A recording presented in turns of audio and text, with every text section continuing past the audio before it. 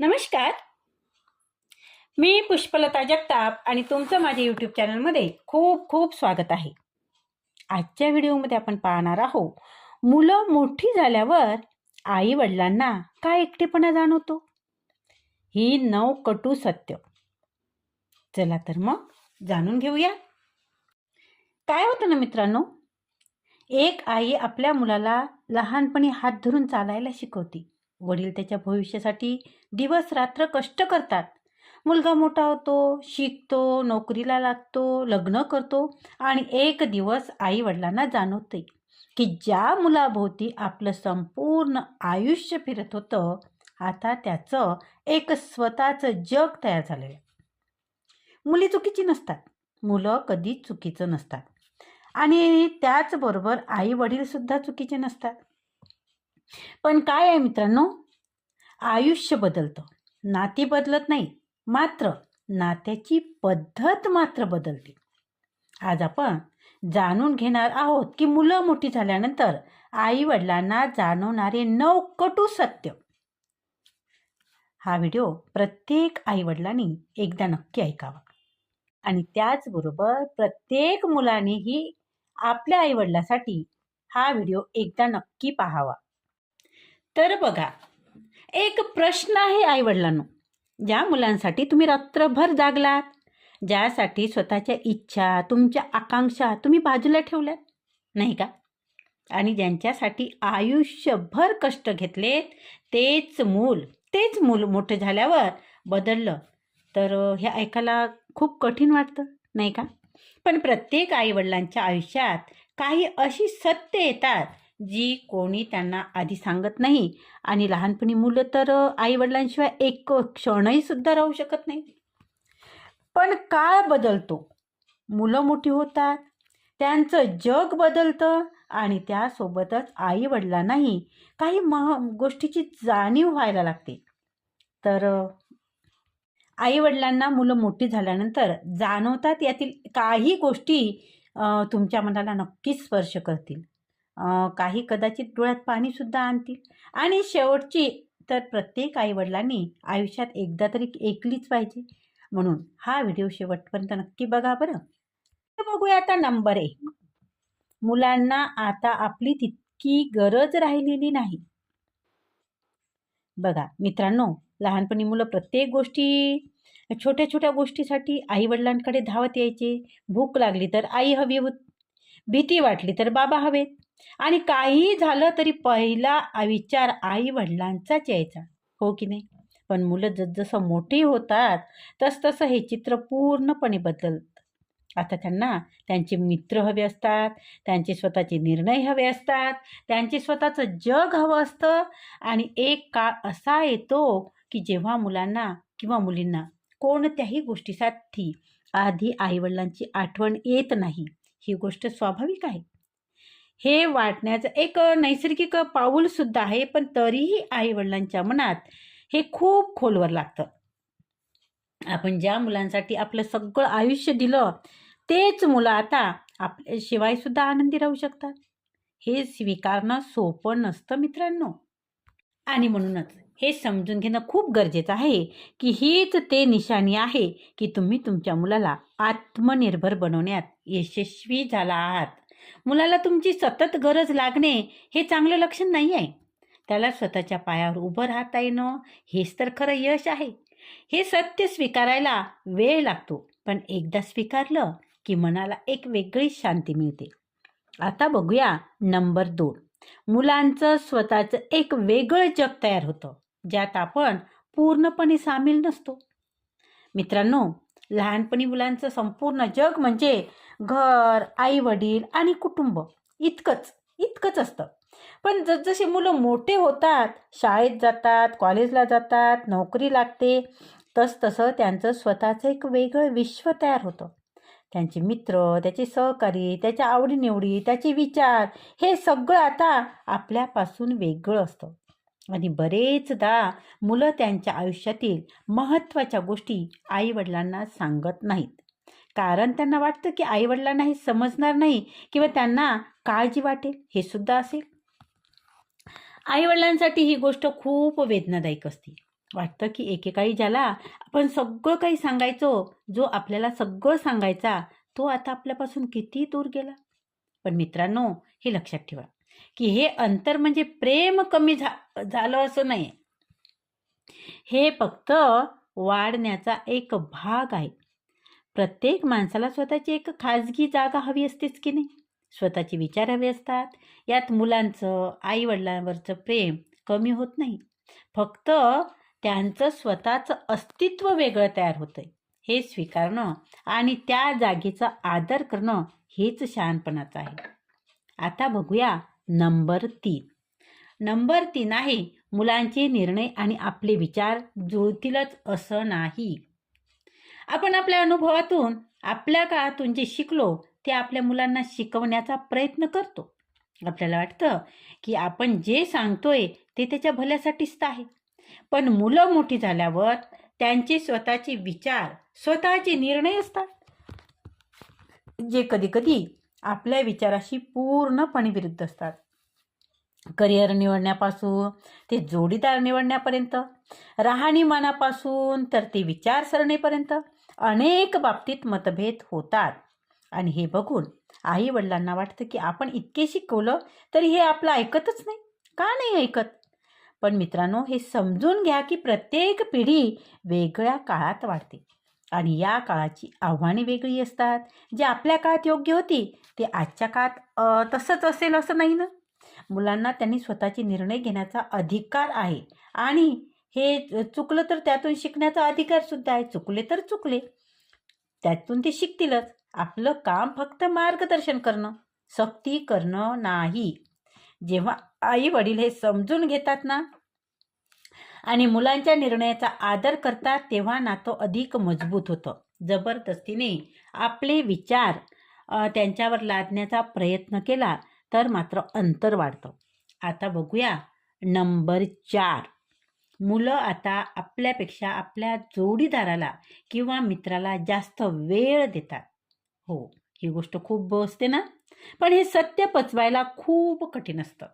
एकेकाळी ज्या मुलांसाठी आपण रात्रंदिवस झटलो, त्याचा प्रत्येक दुःख आपलं दुःख होतं, त्याचा प्रत्येक आनंद आपला आनंद होता. आणि तेच मूल आता मोठे झाल्यावर त्याचा सर्वात जास्त वेळ त्याच्या जोडीदारासोबत, त्याच्या मित्रासोबत किंवा त्याच्या स्वतःच्या कुटुंबासमवेत घालवतो. हे स्वाभाविक आहे, कारण आयुष्याच्या या टप्प्यात त्याला त्याच्या स्वतःच्या आयुष्य उभं करायचं असतं. पण तरीही आई वडिलांच्या मनात कुठेतरी एक हलकीशी उदासी असते.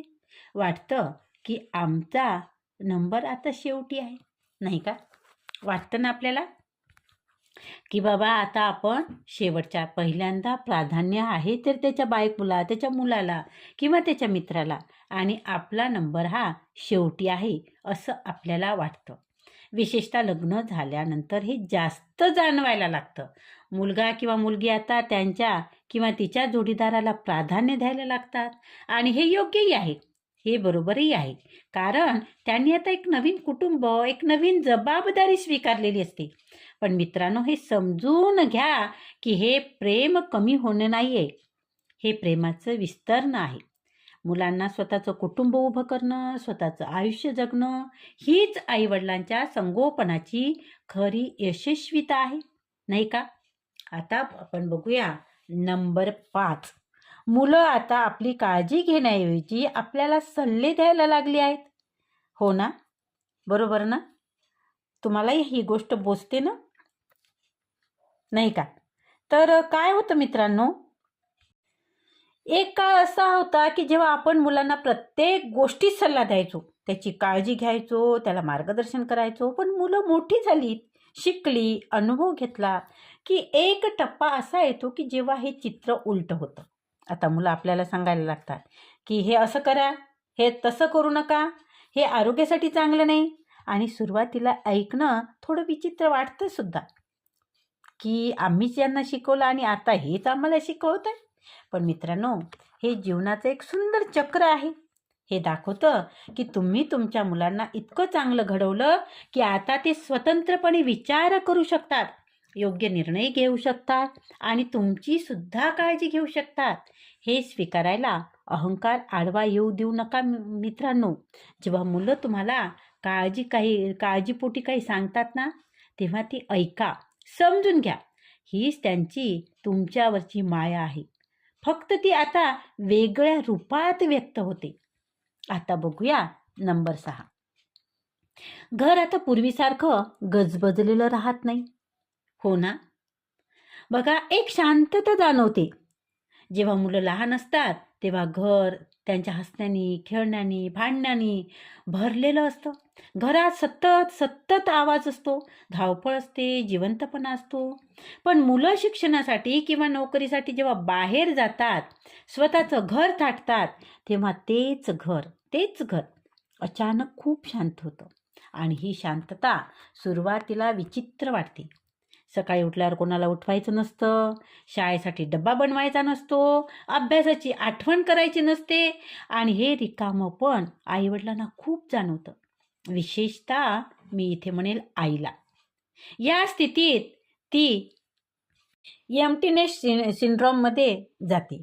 मित्रांनो, ही शांतता म्हणजे शेवट नाही, हा एक टप्पा आहे. हा टप्पा स्वतःसाठी जगण्याचा, स्वतःच्या आवडीनिवडी पुन्हा जोपासण्याचा, जोडीदारासोबत नव्याने वेळ घालवण्याचा आहे. जे आईवडील हा बदल सकारात्मकपणे स्वीकारतात ना, ते या काळातही आनंदी राहतात. आणि जे आतून यात अडकूनच पडतात ना, ते या काळातही आनंदी राहत नाहीत. ते अडकून राहतात, कारण त्यांना ती गोष्ट पचवायला कठीण जाते. आता बघूया नंबर 7. मुलं आता आपल्या भावनेपेक्षा त्यांच्या प्राधान्यक्रमांना जास्त महत्त्व देतात. मित्रांनो, हे सत्य स्वीकारायला सर्वात कठीण आहे. लहानपणी मुले पूर्णपणे आईवडिलांच्या भावनांशी जोडलेली असत. आई दुखावली तर मुलंही दुखावत. पण मोठे झाल्यावर मुलाला स्वतःचं करिअर, स्वतःचं कुटुंब, स्वतःचे प्राधान्यक्रम सांभाळावे लागतात. कधीकधी या प्राधान्यक्रमामध्ये आईवडिलांच्या भावनांकडे थोडं दुर्लक्ष होतं मित्रांनो. सणासुदीला येऊ न शकणे, फोन कमी करणे, भेटायला कमी वेळ देणे, या गोष्टी आईवडिलांच्या मनाला लागतात. पण मित्रांनो, हे समजून घ्या की हे मुलांचं प्रेम कमी झाल्याचं लक्षण नाही, तर हे आयुष्याच्या जबाबदाऱ्याचं वास्तव आहे. प्रत्येक माणसाला स्वतःचं आयुष्य जगायचं असतं, स्वतःची स्वप्न पूर्ण करायची असतात आणि यात आईवडिलांवरचं प्रेम कुठेच कमी होत नाही. फक्त त्यांना त्यांचं स्वतःचं आयुष्यही जगता यावं लागतं. हे समजून घेणं आता ही अपेक्षा काय होतं हे समजून घ्यावं लागतं. आणि त्याचबरोबर अपेक्षा वाजवी ठेवणं, जास्त अपेक्षा ठेवू नका आणि यामुळे नातं टिकतं. तर आता बघूया नंबर 8. आपण त्यांच्यासाठी जे केलं त्याची परतफेड त्याच पद्धतीने होणार नाही. मित्रांनो, आपण मुलांसाठी रात्रंदिवस मेहनत केली, त्यांच्या प्रत्येक गरजेसाठी स्वतःच्या इच्छा मारल्या, त्यांना चांगलं शिक्षण दिलं, चांगले संस्कार दिले. मनात कुठेतरी अपेक्षा असते की जेव्हा आपण म्हातारी होऊ तेव्हा मुलं आपली तशीच काळजी घेतील जशी आपण त्यांची घेतली. पण वास्तव हे आहे की प्रत्येक पिढी पुढच्या पिढीला देत राहते. मागच्या पिढीकडून तितकंच परत मिळेलच असं नाही. हे निसर्गाचं एक चक्र आहे. मुलं आपल्या मुलांसाठी तेच करतील जे आपण त्यांच्यासाठी केलं. हे समजून घेणं खूप महत्त्वाचं आहे. कारण जर आपण परतफेडीच्या अपेक्षेने मुलांवर प्रेम केलं ना, तर आपल्या हाती निराशा येते. खरं प्रेम हे निस्वार्थी असतं, नाही का, कोणत्याही अपेक्षेशिवाय. आणि याचा अर्थ असा नाही की मुलांनी आईवडिलांची काळजी घेऊ नये, पण आईवडिलांनी आपलं म्हातारपण फक्त मुलांवर अवलंबून न ठेवता स्वतःसुद्धा आर्थिक आणि मानसिकदृष्ट्या तेवढं सक्षम राहावं. हे शहाणपणाचं आहे, नाही का. आता बघूया नंबर 9. प्रेम कमी होत नाही, फक्त त्याचं रूप, त्याची अभिव्यक्ती मात्र बदलते. हो मित्रांनो, शेवटचं आणि सर्वात महत्त्वाचं सत्य हे आहे आणि हेच सगळ्या गोष्टींना समजून घेण्याची गुरुकिल्ली आहे. वरील सगळी सत्य तुम्हाला वाटत असेल की तुम्हाला असं वाटत असेल की मुलं मोठी झाली की प्रेम कमी होतं. पण मित्रांनो, हे पूर्णपणे चुकीचं आहे. प्रेम कधीच कमी होत नाही, फक्त त्याचं रूप, त्याची अभिव्यक्ती बदलते. लहानपणी मुले प्रेम म्हणजे मिठी मारणं, सतत जवळ राहणं. मोठेपणी प्रेम म्हणजे एक फोन कॉल, एक आठवण, गरजेच्या वेळी पाठीशी उभे राहणं असं बनतं. मुलं कमी बोलतात, कमी भेटतात, पण याचा अर्थ ते कमी प्रेम करतात असं नाही. प्रत्येक पिढीला आपापल्या पद्धतीने प्रेम व्यक्त करायचं असतं. आईवडिलांनी हे समजून घेतलं पाहिजे, खूप गरजेचं आहे.